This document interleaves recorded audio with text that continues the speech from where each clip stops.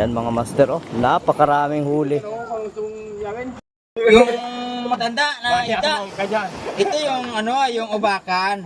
Kaya medyo maganda tatanggal ito. Parang ganyan lang yan. Kasi nahirapan ako kaganina eh. Ginagawa ko ng teknik. Ito yung ano, yung tawag sa amin ay manitis. Kung sa magandang tawag ay ubakan. Pero napakasarap nito. Medyo matagal-tagal talaga tanggalin at medyo paray.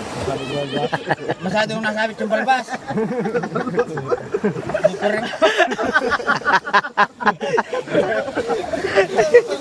At ito, ay parang nagiging kurimaw na itong manitis na ito. Ayaw magpatanggal sa lambat. Ano ba? Gato?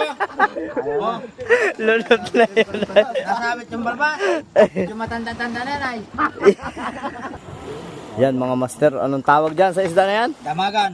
Damagan. Kasi sa gabi siya lumalabas, malaki ang mata niyan eh.